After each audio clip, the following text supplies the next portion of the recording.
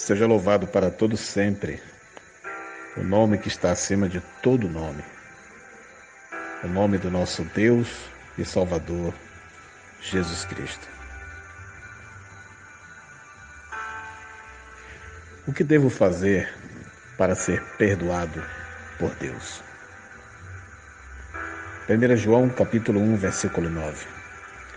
Se confessarmos os nossos pecados, Ele é fiel e justo para nos perdoar os pecados e nos purificar de toda injustiça. O mundo trata o pecado levianamente. Não entende o quanto fere a Deus e nem percebe o castigo enorme que acarreta para o homem. O desejo, com a ajuda do mal, incita o homem a violar a lei de Deus e morrer espiritualmente. Então a cobiça, depois de haver concebido, dá à luz o pecado, e o pecado, uma vez consumado, gera morte. Tiago 1,15. O fim é a destruição eterna. Paulo faz uso do seu estado irregenerado para descrever o pecador no momento que percebe a sua condição de perdido e exclama com tristeza: desventurado o homem que sou! Quem me livrará do corpo desta morte? Romanos 7,24. Ele manifesta o estado desesperado da aterradora escravidão do pecado. Ele sente as suas cadeias e anseia a libertação, mas não vê como pode ser salvo. Então chega o Evangelho com esperança. Há um Salvador. Exultando com a descoberta, responde com alegria a sua pergunta: graças a Deus por Jesus Cristo nosso Senhor. Deus dá-lhe vitória através do seu Filho, como está em 1 Coríntios 15:57.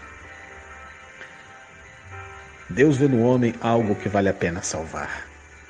Ele deseja que todos os homens sejam salvos e cheguem ao pleno conhecimento da verdade. 1 Timóteo 2,4.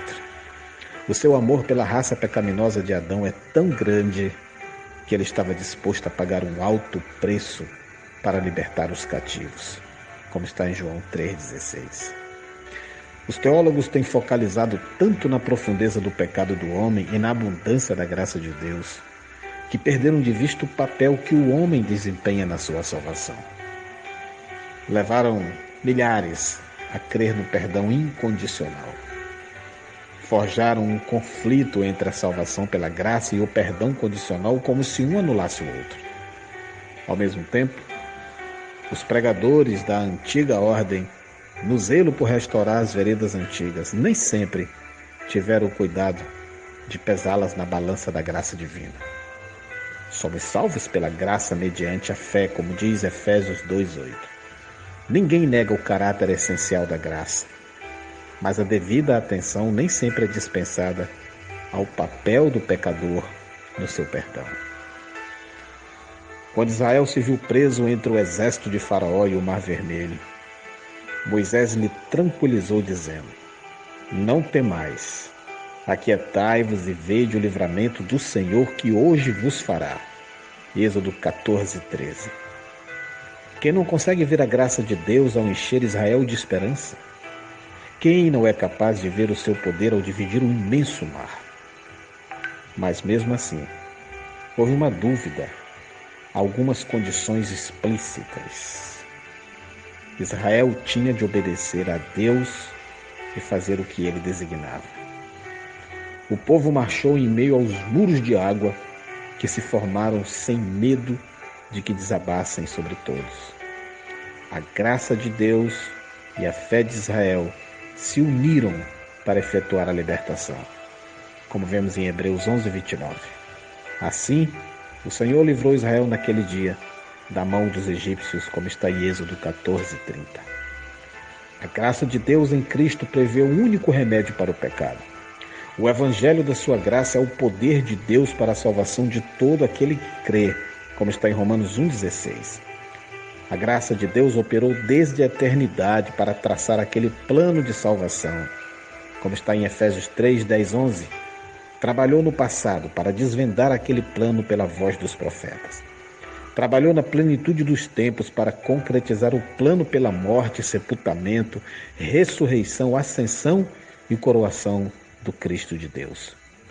E opera em nossos dias para perdoar os pecados do homem em resposta a uma fé obediente. No entanto, a graça maravilhosa de Deus que salva os pecadores não elimina as condições desse perdão. Assim como a graça maravilhosa a salvar os israelitas não eliminou as condições de marcharem confiantes pelo Mar Vermelho. Mas quais são as condições do perdão? Ao dar a grande comissão, Jesus disse: Ide por todo o mundo e pregai o evangelho a toda criatura. Quem crê e for batizado será salvo, quem, porém, não crê será condenado. Marcos 16, 15 e 16. A pessoa que não tem fé suficiente para ser batizada, não tem fé suficiente para ser salva pela graça por meio da fé. O fato de que o arrependimento é essencial para o perdão do pecador foi mostrado claramente por Cristo em Lucas 24, 46 e Pedro em Atos 2, 38. Eu quero deixar aqui uma pergunta para finalizar. Qual tem sido a sua participação no processo de perdão pelos seus pecados? De que maneira a sua fé expressa vida e prática? Acreditar na bondade de Deus jamais será o suficiente para que alcancemos a sua graça.